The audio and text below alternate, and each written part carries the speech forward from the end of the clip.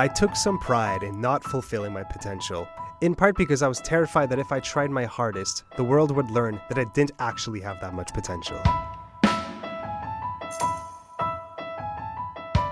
Welcome to AMI Audiobook Review. I'm Jacob Shamansky with Ramya Amathan. Ramya, that quote you just heard was from John Green from the Anthropocene Reviewed, which is an essay collection that I brought up a couple episodes ago. I put it out as a recommendation. If you don't know John Green, he's the author of The Fault in Our Stars, which was really huge back in the day. But he came out with this essay collection that I loved because all his essays are about very innocuous things like computer keyboards and Dr. Pepper and like paintballs and NASCAR, but he always turns it back to like the human condition, like what makes us us and like how to enjoy life and how we interpret us being here on Earth.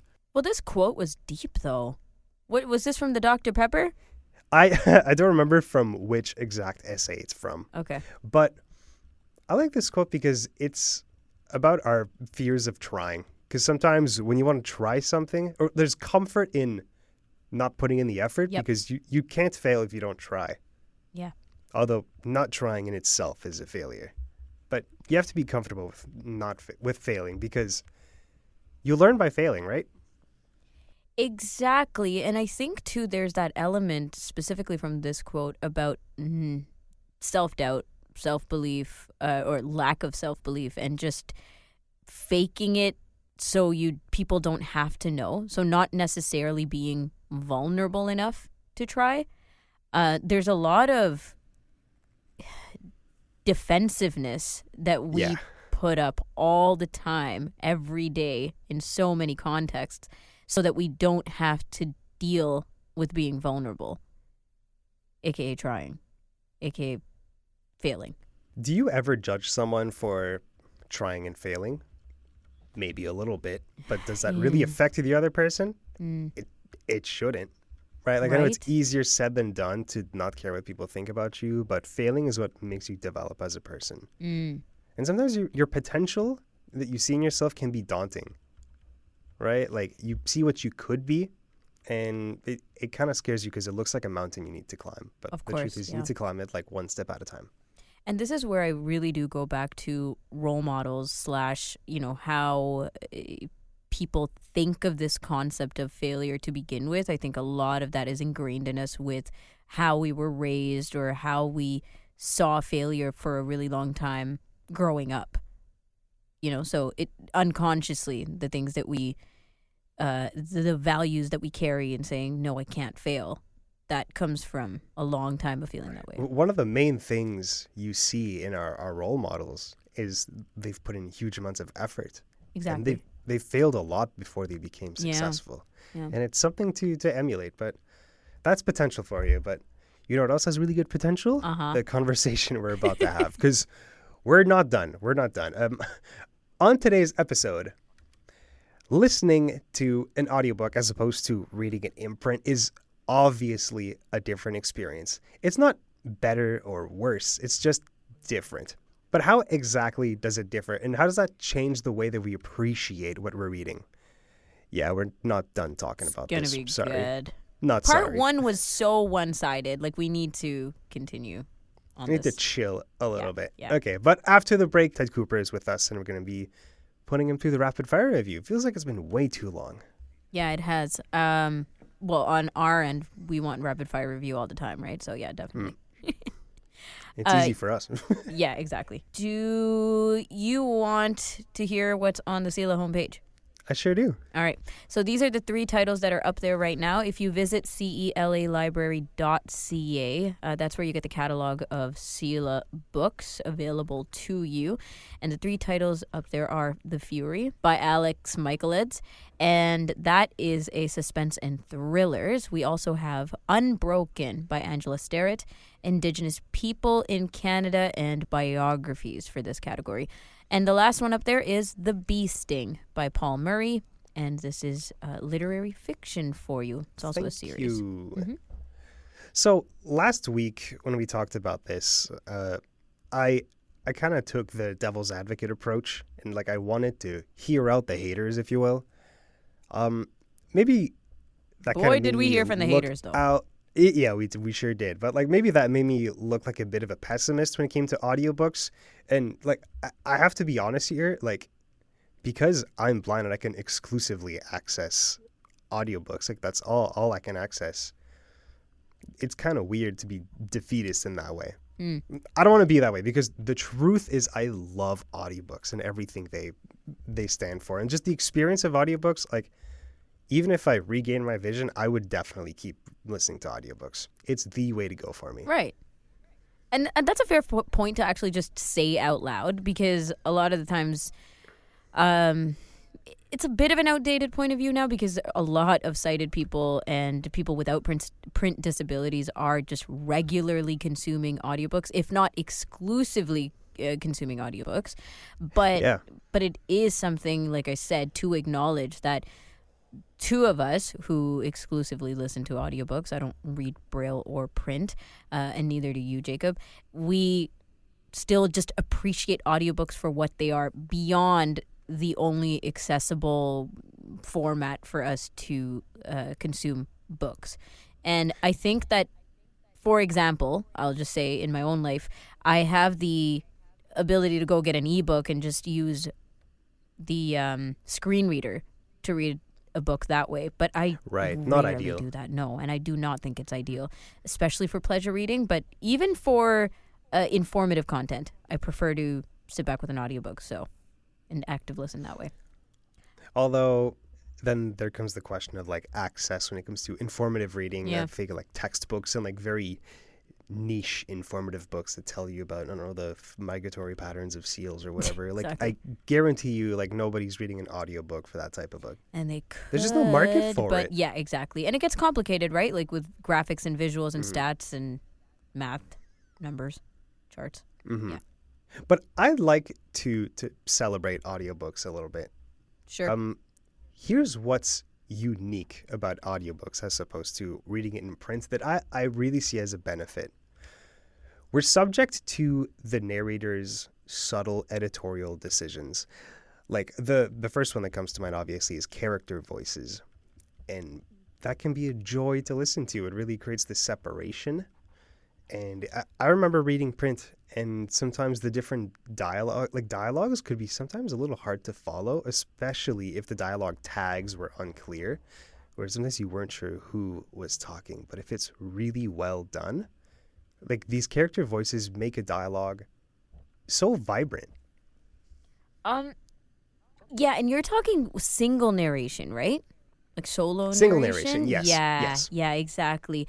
I think people are brilliant in the sense that, we don't even necessarily think about these things as we're reading, but when you leave a book and the way that it sits with you because of the performance that the narrator has given us, so well done. And especially, like you said, the differentiation between characters or moods, even, I'd say, or internal monologue versus dialogue, or just internal versus external situations, and being able to bring us in and out of that. Sometimes I think, too, nowadays, Jacob, like where people are writing more chapters based on different point of views, right? So a character will do one chapter and then you flip over to another, and sometimes it's even more than two characters giving you points of views, and you still perhaps only have one narrator doing all that. Some of these narrators do a brilliant job just giving us that experience and not confusing. And I think it's important to recognize that the authors have a huge part to do with books that are written in multiple point of views to make them like understandable. There's different character voice, which is like the words on the page have character themselves, where just based on the words you could tell what point of view it is. And like it's always a collaboration between the narrator and the author. Another thing that's kind of unique to audiobooks is how the narrators can place importance on certain passages and add a certain level of like blaseness to other passages where it's just like more they're just going through their business, reading through a passage that's more just like giving out information. But if there's a really emotionally charged moment, while the narrator's not going to be like crying while they're reading, there's going to be more gravitas to their words because they're slowing it down and putting more emphasis on the words that really like put a dagger in your heart. Whereas sometimes in action sequences, they can speed up and make it more frantic, right? And those are editorial decisions because it takes an author that really understands the book to see what is meaningful and what isn't. And if an author is just kind of tuned out, if a narrator is just kind of tuned out and just reading the book word for word, sometimes those important passages can just kind of be blasted by without any kind of particular emphasis. And I've seen that before. Sometimes like you'll hear a reader casually read through a section that's like hugely important to the plot, and you're like, I wonder if they understood what they were reading there. Or you've zoned out because they've zoned out, or you know what I mean? Like it's monotonous. And that performance then, like we can't digest it the way that it was intended to be digested writing-wise because the performance didn't necessarily give it to us. And I see a lot of this kind of content on TikTok now of, well, at least in my feed, about like public speaking and performance and presentation and things like that. And I think that, you know, it's so interesting to talk about this from an audiobook narration point of view, because your reader is in your hands that way, right? Like your performance is making such an impact on the reader this way. Like your performance, your ability to take the text and put it into this third dimension. I think like a lot of narrators, because we talk to Sarah Hillis, who come from theater backgrounds, stage backgrounds, they understand the idea and largeness of performance, but then they have to hone it into a microphone to a reader, like a listener who's, you know, listening somewhere else, not in real time, not live in front of you. Yeah, a listener that's providing no feedback. It's not a live audience. You just have to assume that they understand. It's not a live audience, That's tough. And those two things, it's really hard. Yeah, those two things that I just mentioned have a big impact on our understanding of the text. Especially if you're not extricating the narrator from the words. Like if you really like put value on the narrator's performance, a narrator's performance can really like derail a book. Absolutely. If it's bad. Yep, but more often than not, it's good. Exactly. And overperformance as well, I think, is a not as big of an element, but can be for criticism. Right. And this kind of plays into my next point here. Acting decisions in dialogue when tone cues aren't present. So, for example, sometimes there's like dialogue scenes and it's just snappy back and forth. Yeah. And there's going to be lines where if you're reading print, you kind of have to interpret the tone if they're being angry or sarcastic or more matter of fact. Whereas if you're listening to audio, the narrator needs to make a decision as to like how a certain response from a character will be said out loud. Like, for example, if a character says like, "Why would you do it that way?" You could, sometimes there are no tone cues and it can be more of a disappointed tone, like, "Why would you do it that way?" Or it can be more of a question. Right. You know, there's so many little decisions, and you'll notice it more now that I've pointed it out, but there's so few tone cues in books. That's when you consider how much dialogue there is. True. And sometimes the author will put in an exclamation. There's a word for this for grammatically, but I can't remember what it is. But you know what I mean? They'll say he yelled, or he whispered, or he said blankly, like whatever, fill in the blank blankly. Like things that are kind of stage direction. Yeah. Right? And sometimes it's not direct. Sometimes it's kind of implied. Yes. Where like maybe 2 or 3 sentences before it'll be like, "Oh, the fury built up inside him." Exactly. And then so you can kind of tell that he was probably angry. Right. But even if the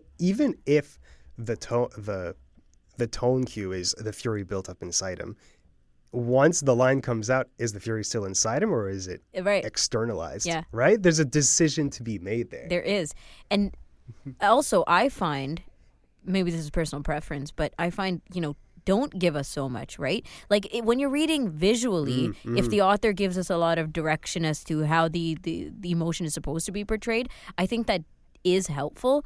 But honestly, in terms of just writing and then that being translated to an audiobook, you don't want to hear so many of these adverbs and so many of these directions of how this stuff is supposed to be said, because it is being said out loud to us. The story is being told to us, which is a very different experience than reading it in your head and following with your eyes and saying, okay, yeah, this is what it's supposed to be read out as. Listeners pick up on subtlety very easily. I think that was what Julia Whalen told us. And she's an awesome narrator, and she understands that you don't need to go all out for the listeners to understand what's going on, because we've been listening to people talking since we were born. Like, we pick up on the subtleties. And like, when I say subtleties, I mean subtle with an italic capitalized letters. There's a lot of detail in how we talk. Exactly. What else is unique to audiobooks that you want to mention? This might come off like a negative, but I really think it's a positive in a sense. We can't easily rewind or fast forward. Like, yes, we can, but it's obviously not as easy as just like with your eyes, skimming, just looking back 2 or 3 sentences and skimming, right? That means we need to pay attention. But when it comes to like fast forwarding, I don't think that's something audiobook listeners do very often. At least I've never heard of anyone doing that. But readers say they skim books all the time. When you get to a boring section, they're just like, yada, yada, flip a few pages, boring. Oh, what's going on here? And then just pick up from there. Yeah. But you're going to miss so much information. Like, you don't know for sure if what you're skimming is important, if you missed an important piece of detail. Well, you know what I akin it to? I compare this to us zoning out when listening to audiobooks. 100%. Yeah. It's exactly parallel to that. And then you come back and you're like, I didn't miss much here. It's at 1.0 speed anyways. Like, I can't digest this. It's too slow. There's a difference between actively skimming, like just you're actively looking to skip spots, and then like zoning out as a print reader. Right. Because that happens to print readers too. Yes. Their eyes are going to follow the lines, but the last like 2 paragraphs would be like, I didn't absorb any of that. But I actively zone out sometimes. Like sometimes. Oh, I do right? too. I do too. Like, oh, this is a large description of this space. I don't really care. And then, it happens a lot actually at the beginning of books when I'm waiting for that moment to draw me in, to make me feel invested in the book. And I'm like, like, this is not important. That's not important. Who is this character anyways? We don't know if she's important. And then, I got to wait till I feel like this book is worthwhile. And I'm doing a lot of active skipping. Oh, that's so true. The start of books could often be a bit of a chore for it's that. A chore. Because you're not sucked in yet. That's why the start of a book is so important for authors to get right. So important. Exactly. And then the other thing is, for us to skip forward is actually literally skipping forward. Like, we're not actually fast forwarding the way you hear, the cassette reels go, right? Like, you're skipping 15, 30, 45, 1 minute increments, and 15, 30, 45 seconds or 1 minute increments, which means you're actually skipping context. And then you have to rewind, and then you have to forward. And like, honestly, I'm way too lazy for any of that. Yeah, and it's annoying to have to reach out to those buttons all the time. Because often your phone isn't even on you. Exactly. Because we multitask a lot when we're listening to audiobooks. Yeah. Right? Like, I can speak for myself. I love the multitasking aspect of audiobooks. Listen, I'm not like doing math and research when I'm listening to an audiobook. Sure. Like, it'll be multitasking, but something that's brain dead. And I think it makes me understand it better than if I were to just sit still and listen. I think if I were to just sit still and listen, I'd fall asleep because I'm not doing anything. But thank God for sleep timers, though. My favorite way to listen to an audiobook is in the morning with a coffee cup. And that is proper active constantly listening. sitting. I don't put it down either. Just like chug it. It's the best. It's the best way to listen to an audiobook. I like Very being active. in vehicles and listening to audiobooks. I love being in trains or buses or planes. Like, absolutely. The train or the plane, the best time to listen to an audiobook. If I know that there's like a 4-hour ride coming up, I will settle in completely. Much more likely to do that than at home. So we've had this conversation for almost like 3 episodes in a row now. And I think we need to draw some conclusions from this. Does anything come to mind for you? Like, I feel like all we've done is muddy the water. What are we trying to say What here? are we trying to say? I'm thinking that we still need to have another discussion where we really compare, because both of us, like, we're only giving one side of the spectrum regardless of how you feel about it, because we don't have an active comparison between visual reading and audiobook reading or listening in our own personal lives. So I think that we need to legitimately talk to someone who, skips back and forth, like whisper sync, right? Which is skipping back and forth between audiobook listening and reading, and really talk about cognitively how that affects them, or attention span, focus, etc., or a Braille user, someone who flips back and forth often between reading Braille and listening to audiobooks, Or both. Or both, yes. That would be great. Honestly, if we got a straight up audiobook hater to come on, that would be great. Huh. An audiobook hater plus a Braille reader. Whoa. I don't know if I can handle it, That would but be yeah. great. I think I Some don't of care those, if you some can of those handle people it. who It'll wrote be the a good articles discussion. from last week, yeah, get those audiobook haters Oh yeah, on. we'll reach out. I'll reach out. Don't you dare. Okay. Oh my lord. Yeah, no, those don't seem like good people, No. honestly. God, some of those titles were But brutal. listen, Anyways. I came across an interesting point the other day, and I wanted to share it here. The oral storytelling tradition has been around for so much longer than print, or any type of script for that matter. The first script came around like sometime between 7,000 years ago and 10,000 years ago, but there's been oral storytelling for as long as there have been like Homo sapiens, and even before that. So from an evolutionary standpoint, you could argue that our brains are much more attuned to intaking information from like an auditory, in an auditory way than by reading print. And let's not forget that people haven't been overwhelmingly literate for the vast majority of human history. Yes. Yes. Right? Like, most people in the Middle Ages were illiterate. This is facts. Especially the way that history has been sent down generations, right? Like passed along generation to generation. It's always, for so long, been oral traditions, oral storytelling. And then, like, the development of writing and being able to pass stories along in a written way was way later than that, historically speaking. And then, as you said, for the vast majority of civilization to understand the written word and be able to read it, and, literacy being an everyday accessible thing for many of us, is even later than that. So it's unbelievably favorable to hear something, retain it, pass it on, and it's being done for so long. That doesn't mean that that's the way it is now, though.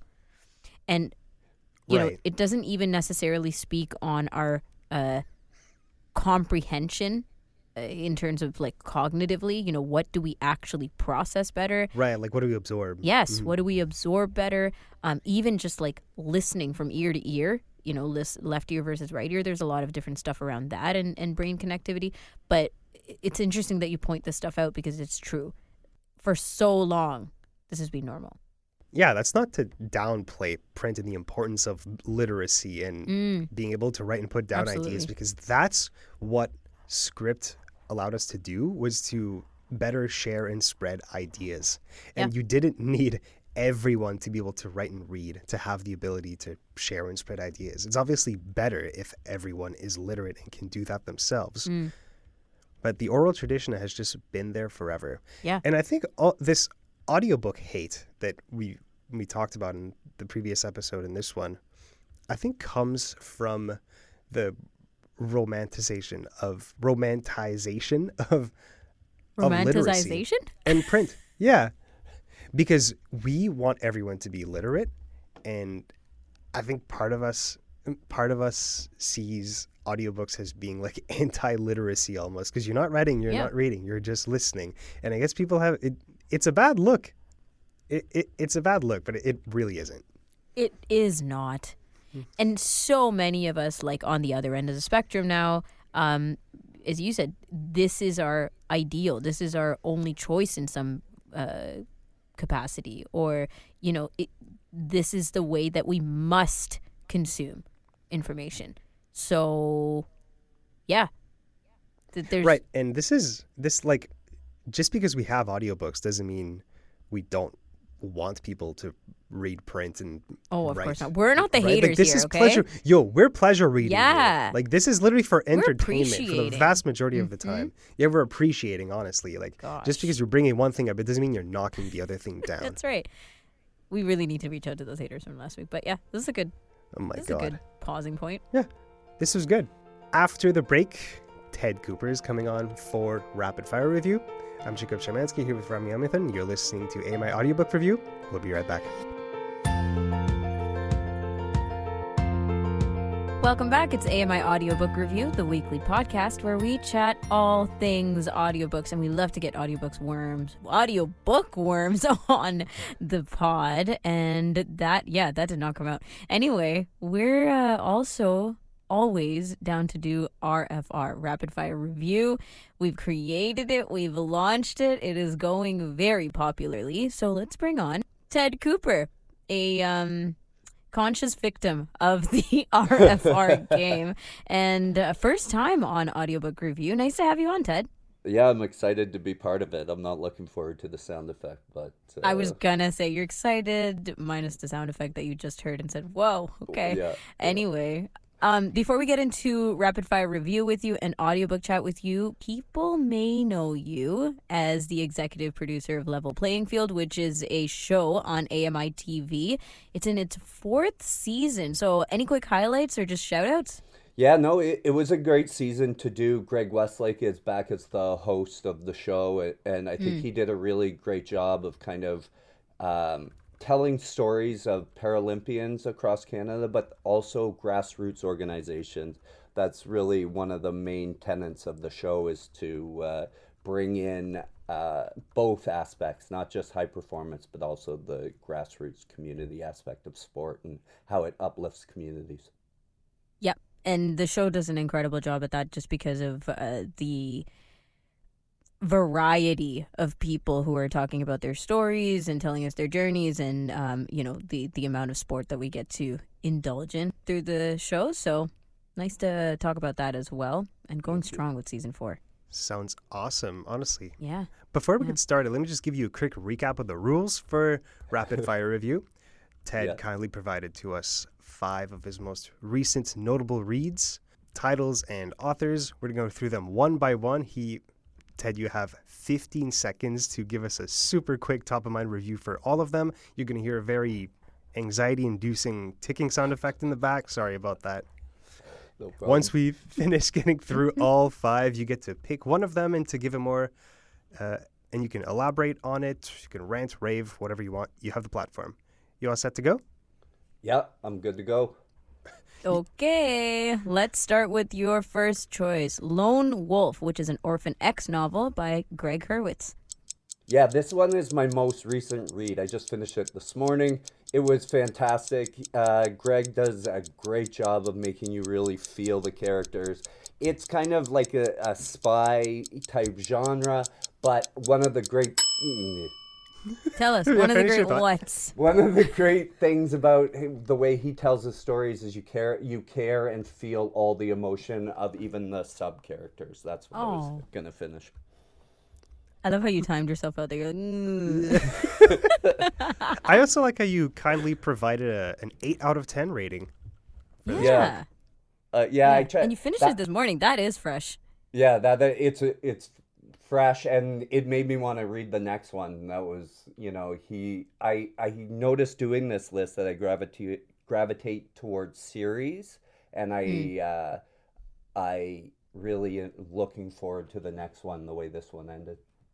Scott Brick is the narrator who we featured on Know Your Narrator a while back, I think season 1 of the show. So he's fantastic. Cool. He's fantastic. All right. Next one, Sons of Valor 3, War Machine by Brian Andrews and Jeffrey Wilson. Yeah, this is another series, obviously, book 3. I thought it was a really good way to capstone this series. So if you like the kind of tier 1 Navy SEAL type books, this is a great read. 7 out of 10. Okay, you're getting the hang. 7 out of 10. Is that a great read, though? 7 Yeah. out of 10? Are we rating on a bell curve? 7 out of 10 is a great read. I think anything above 7, I think I'm hard on my reviews. I wouldn't, you know, like, I gave one of them 6 out of 10, and that's probably the best book I've done out of that series in a long time. Most of them have been like 4s. So, and I keep going, and I'm not sure why, but we'll talk about that later. That's one of the tough topics, critic. Yeah. All right. Okay, book, choice number 3. I don't want to confuse people with book 3 and book 5 and stuff. Okay, so this one is City of Dreams, a novel by Don Winslow. Don Winslow is another author that can make you feel emotion on so many levels, whether it's joy and happiness for the character or sadness. And I think City of Dreams, the second in this series, is a great example of that. 8 out of 10. Don, great job. This is, did you say second in the series? Yeah, second. And the third one's not even out yet. He's releasing it. He says it's going to be his last book, too, which is an interesting caveat. Okay. I will say I'm very curious about this one just because I have no idea what it's about. And based on your review. Right. Yeah, I didn't get a chance to get into that. Hey, I don't blame you. You only have 15 seconds. We're being kind of crazy here. I went with selling the author rather than the book because you're right. Yeah, there's going to be a movie series. They're just starting it with one of the actors that's in the Dune movies. Anyways. Oh, awesome. Okay, next one. Bad Actors from the Slough House by Mick Herron. Bad Actors. The Slough House series, if you're not familiar with it, it's about kind of a misfit band of MI5 spies in Britain, but it's much more of a mystery series, and I think this installment is another great job by Mick Herron. And he killed off his main character to an extent in the last book. I don't know if you want to put that in, but that's a really weird thing. Well, it's in now. Yeah. Jeez. Spoiler. Yeah. And also, what? But he's not actually dead. I think he's going to bring him back. But he like an entire novel with your main character not in it is an interesting tact for an author. Bold. It is a risk. Right? Definitely. What did we say? This was book 8. 8. So maybe that's why he fine. made the decision. Yeah. He wanted to try to keep it fresh and interesting, which Yeah, I think he did a good job. Come book 8, I think we've had a lot of time to establish a whole bunch of side Test characters. your readers. Right. Yeah, You know. they're in season 3 of a television series on Apple, actually, for this book series as well. There's definitely a theme so far. Navy SEALs and spies and... Yeah, that was the other thing that came up. Long series. Yeah. Okay. Yeah, and long series, because I think one of the reasons that I do that is because I get invested in characters, and I'd rather get invested in characters over a series of books than just one-offs. Yes. And obviously there's one-offs that make you want to read them regardless of that fact, but I think when I get emotionally attached to a character, I want to see how they evolve and how the author has them evolve. This is very sentimental. I But can I do so relate to that, honestly. Yeah. That's why I like series and long books too, because the process of getting to know a new character is sometimes kind of work. It's not as fun as living with the character you already understand very well. Yeah. The rest of us just reread a book over and over again and or grieve the characters and spend tons of time between books just being like, my goodness, the world's done. So sad. Anyway, we still have another one, yeah? Yeah. This one, is it the final one? It is. Called... All right, so this is a good one for us. Tom Clancy, Command and Control, a giant novel, book 23 by Mark Cameron. Yeah, book 23. Crazy. And this is probably the best one. I give it a 6 out of 10 of the last 5 or 6 in this series by this author, Mark Cameron. He's taken over for Tom Clancy, who passed away. And it's worth reading. Well, taking over Tom Clancy is not easy. How did he do? There's multiple people taking over for Clancy, because I forget what year he died, but he's been deceased for quite a while, and his trust or whatever who controls his literary rights has shopped his characters basically out to other authors and produced several books. And this one was without- also narrated by Scott Briggs, by the way. Yeah. Yeah. Who I think Scott is probably my favorite narrator. Does he do a lot of mystery? Like, I mean, obviously in these 5 choices, he's done 2 out of the 5, but Yeah, he does a lot In of general? mystery and spy type stuff. okay. Yeah. No, I he- mentioned earlier that there's definitely a theme in your selections. I feel like you would have the same taste in books as my dad. I'm going to recommend all 5 of these to him. That's funny. He loves Yeah. that stuff. Yeah, this is kind of what got me back into reading again. I do nonfiction. One thing I wanted to throw out for the audience is if I'm looking for a great Alexander the Great book, and if anyone knows a good audio book that's worth getting, I have Audible, so I can snag it on there. But I'm looking for something on Alexander the Great, like a real history. That's my other interest outside of this is history and Okay. I can recommend something to you, actually. Yeah? It's not a book, but it's a podcast series that's like really well produced to the point where it's basically an audiobook. It's just one Okay. guy talking. There's no sound effects or anything. It's by Dan Carlin. I forget the name, but he doesn't have too many out there. But if you just look up Dan Carlin, Alexander the Great, he's going to talk about his whole story. And Dan Carlin is an awesome historian too, really good storyteller. So there you go. I Okay. appreciate that. Okay. I already started the search. I'm on Dan Carlin's website, so I'm sure I'll be able to find it. Well, there you go. So, of the 5 Real books time. that you gave us, which one of them do you want to elaborate on? Which one needs Like, some properly more elaborate, not details? another Yeah. extra 5 seconds Yeah, after the 15 now you have second time. Yeah. timer. I think I got to go with one of the 8 out of the 10. And I had 3 out of the 5 that I did. But even within that, I would say Lone Wolf and City of Dreams. I'm going to go with Don Winslow because I said the least about the book. Yeah, and I the was going to series. say, that would be Yeah. my choice. Yeah. Please. And the interesting thing about Don Winslow and he tends to do 3-book series and then move on from a character, which is also great. You know, when you get to book 23, it's hard to be a good every book, but if you do 3 solid novels in a series, I think it's a great way to build character arc, and I think it's something that we've come to expect from narrative in North America storytelling. We expect it from movies almost. We expect it in a lot of ways, the trilogy aspect of it. And this City of Dreams was the second novel in the City of Dreams series, which is about a New England mobster named Danny Ryan. He is Irish, and it's mob, but it's very low level in the sense that they seem like real people. They're not caricatures of the Godfather, driving expensive cars, living in expensive homes, and all that kind of thing. It's very much blue collar. Like it's Mafia. not glorified. Yeah, it's not glorified. The first novel is so sad. Like, I think I genuinely had tears in my eyes more than 10 times during the first novel. Whoa. Yeah.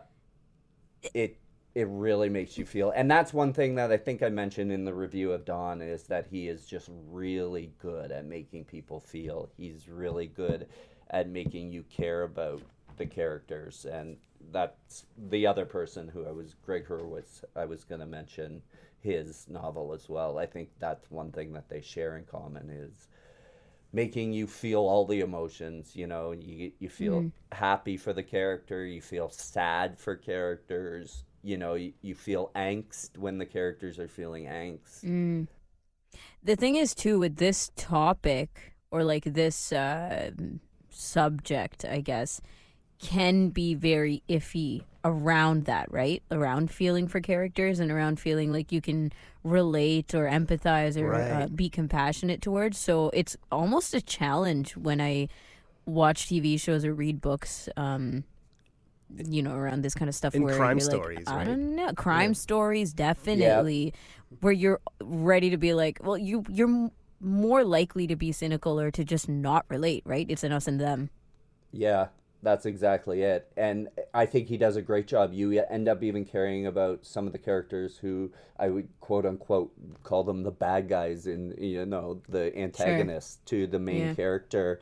But then you get to see them and their lives and like that snippet of real life of how that person is dealing with a very dangerous situation, and you kind of feel for that character, even though at the same time you still have your high hopes for Danny Ryan and being able to get out of this mob war that ends up happening in the first novel.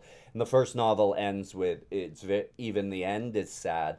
The second novel, this one, City of Dreams, has much more up notes, and has some really positive aspects, which I think again talks back to the fact that you felt that low points with this character Danny Ryan, so to now feel his highs even makes them feel higher and makes you feel more for the character. So that's, as much as I like novels that kind of, I don't know, for lack of a better term, rally around violence, I think the emotion and the feeling of the characters is what draws me back. Yeah, the internal.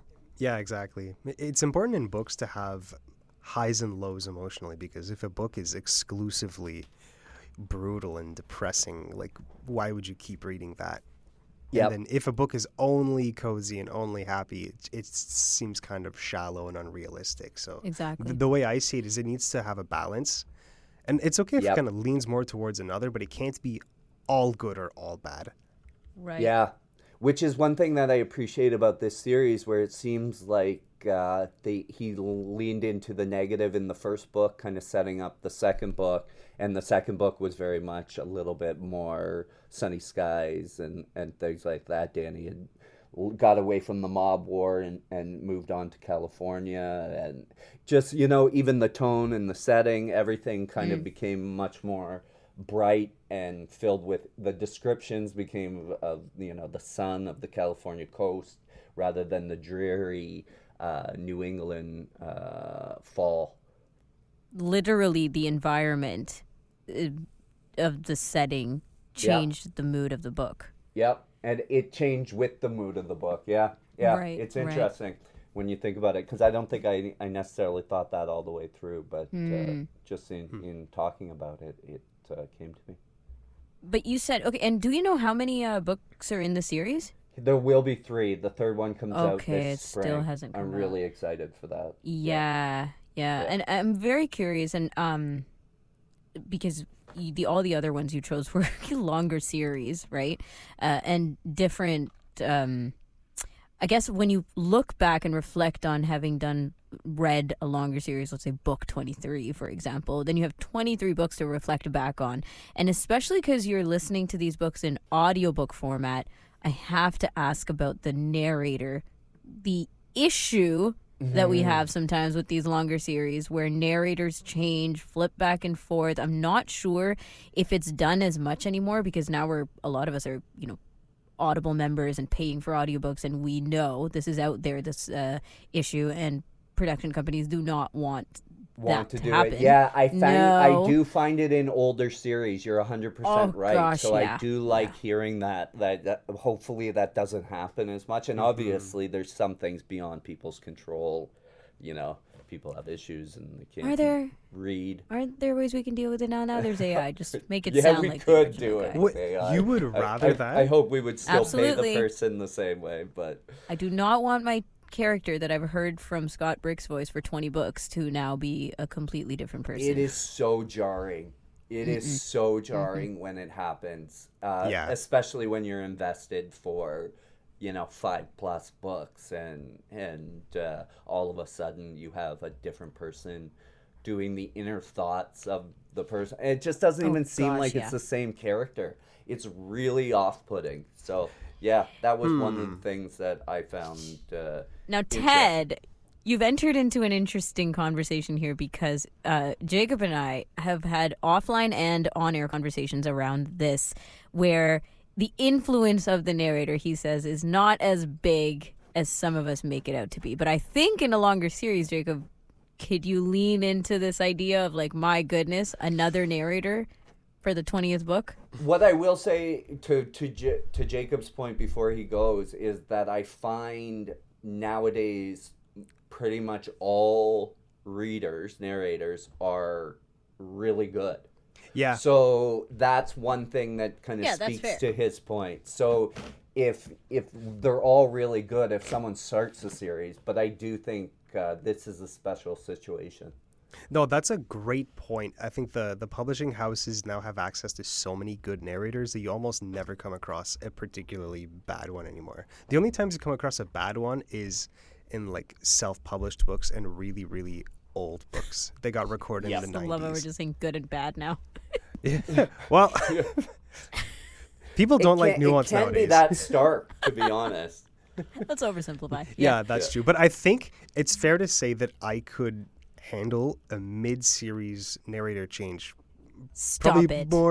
more easily than you guys. I think you guys take it very seriously, and like having characters have a different voice like completely ruins it. I don't know. We're all different. You It's have all to valid. It's all I reinvest. valid. wouldn't say I mean, it ruins it, but it takes a major adjustment mentally. Absolutely. So what? And especially So what? what? Yeah, what? you're We right. just So what if talked- you have no, to adjust? No. Yo, We just talked about the sentimentality of following a character through 18,000 books because we, invested. And a now character, you're like, not yeah, a narrator. sure, but the narrator is the character. You know what I mean? It's the vessel. It's the No, they're voice of the character. I do feel Yeah. like that. Just the So voice. Which is Just. an important part of the character. If Absolutely. Okay, but he's not This just is the the voice person of. bringing the what's character. your favorite movie series or television series? Yeah, imagine halfway through. Breaking we've Bad. had it. What's that? Yes. Breaking Breaking Bad. We'll Bad. say Breaking Bad. Breaking Bad. Yeah, what happened if they George Clooney had just been on season 3? He's Takes over. Yeah, Okay. he takes over as Hank. He comes in with a bald head. You're okay with Listen. that? No, in that case, no. That's just ridiculous. But it's different in an audiobook. But Hear why? me out. Hear me it's out. still Because Hank. no, no, because in an audiobook, Because he's the just a narrator. fictional character. Why does it matter? Yeah. Yeah, that's The fair. script Yeah. writer It's still could be written the for same. He's Hank. gonna That's do what you're the going to same say, right? The things. words are what matters. Yes, it's still No, Hank. that's not where I'm going. Listen, a narrator isn't just voicing one character. He's voicing all the characters and Right, the and narration. we have and they do the characters different, and they have a Absolutely. way of doing all the especially in a book series, they have a way of doing all the characters that regularly appear, and you get used to that. So it is jarring and not as familiar. You can tell by the way the person's talking which character they've done if you're in Yes. like book 5. Yeah. I'm so picky that, when in TV series we have sometimes younger characters, right? Flashback to younger days and such. I'm thinking of Umbrella Academy when they play like the younger Allison and the older Allison. And I'm just like, but they're not the same. Yeah. Like, I need you to CGI this stuff because You have to suspend your the disbelief there. nuances. Yeah. You do. Yeah, Yeah. you do. You got to kind of like work with the magic. But yeah, I'm on Ted's side. Anyways, Well, I just wanted to stir the pot a little about Respectfully disagree. that. Yeah, Sometimes you need to put To in a each little their bit of own. work. If I give more power to Jacob for being able to just move on from it than me. Oh gosh, I'm way too sentimental to No, just no, move on. I here's- have here's a actually thought. dropped entire series because they've changed the narrator. Really? Yes, absolutely. Will Trent. I- I was incredibly enjoying the Will Trent series. I can't even remember. It was so long ago. But a few books in, they changed the narrator, and I said, "Screw this!" And I started doing the ebook because that's how frustrated I was. Really? It's not Will. Did you try? I wonder if you could go back now Yeah. and if you powered through one book, you Powered probably, through Ted. Yeah. Like listening, powering through is what I mean. Because then I think after a couple books, you then start to believe the person as the characters too. If it takes me a couple books to re-believe, then I'm gonna move on. I'm very fickle with this It stuff. sounds like it. Yeah. Anyways, Oh, I am my on Lord. the one end of the spectrum, though. This is not an average review. But yeah, okay, this is great. And is there anything else? Yeah, here's a thought though. Earlier you mentioned, Ramya, you mentioned using AI to replace Scott Bricks instead of having another narrator do it. Yep. Would you actually be comfortable with that? Them using Scott Bricks' AI clone voice to take over a series? And if you do that, you would have to clone the voices of his impressions of every character. AI is almost there.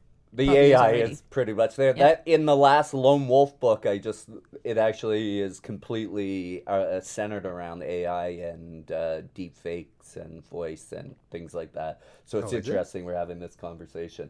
Yeah. But I think as long as Scott gets paid or his estate gets paid, then I'm okay with it. Yeah, I mean, use his samples, use his impressions, use his inflections. There's like what, let's say 20 books from this They have series alone. so much for him to go by. Plenty. Exactly.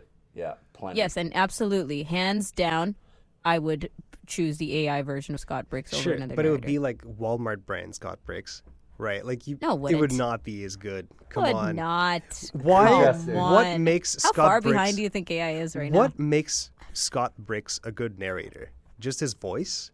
No, it's all the subtle decisions that he takes. Like Yeah, but his he's done it for 20 pacing. books. We can learn it. Yeah, Can AI that's learn? I agree with you, but I tend to be with Ramya in that the AI is getting to a point where it can replicate that, and at some point, maybe we're not there right now, but at some point, there's a good chance we're gonna be there. We're not there yet. We're definitely We're not there. there yet. No. We're so close. Ravi, Maybe have not you for the listened- general public, we're not there, We're but Yes. they have the technology. that can recreate emotion and character impressions. Yeah, well, not emotion necessarily, but a portrayal of an emotion based on a sample size. I really do think that we're so much there.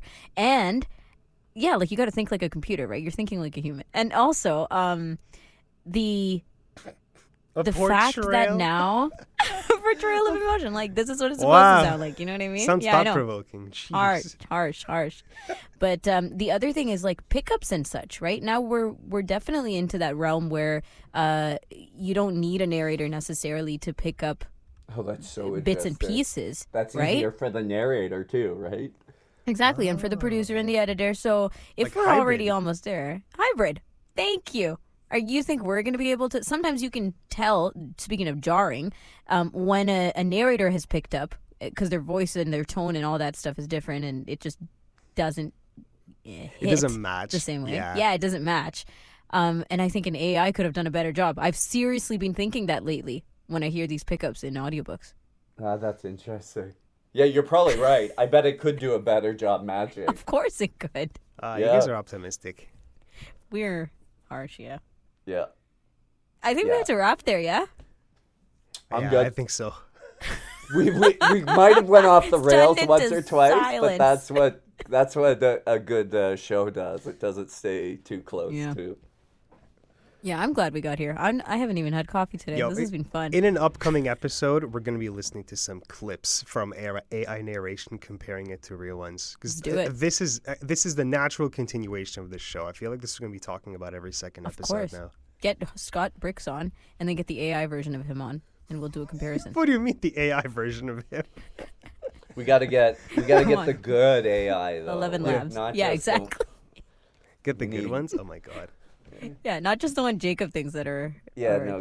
the Did ones you around. guys see some of the video that's going around from and Rami? I'm sorry, but there's the deep fake prompt by ChatGPT or OpenAI. Their new video, Sonora, their No. video generation. It is unreal what the video, and there's flaws in it, don't get me wrong. Sure. But what they're releasing right now is already dangerous for Exactly. jobs and for people believing what they see. Yep. And for rights issues and recreation and arts, like it just goes on. Yeah, they have a video Goes of Los Angeles during the Old West times, and a drone going down like a river in Los Angeles, Ooh, Whoa. and it looks like it's real. No of way. course it does. Yeah. Ted, this has been so good. Thank you so much. Anytime, guys. I appreciate it. Thank you. Ted Cooper joining us on AMI Audiobook Review. If we get him back, then you know this kind of stuff is going to come up again. That's it for us. Next week, we're back with Teresa and Karen from the Center for Equitable Library Access, and we're going to talk about the merits of book awards. They're everywhere, and there's a lot of different types of book awards out there, but are they even useful anymore? That's what we'll talk about. Also, Sarah Hillis is going to be back. Are we talking about AI again with her? We sure are. I wasn't lying. Exactly. Cool. Call us 1-866-509-4545 with your feedback, with your questions, with your recommendations and reviews. Also, we love getting guests and community members on the show. Feedback at ami.ca is how you can write to us. And that's it. Jacob Szymanski, Ramia Amalin, Nasreen Abdel Najid. We'll be back next week for another episode. And until then, happy audiobook listening.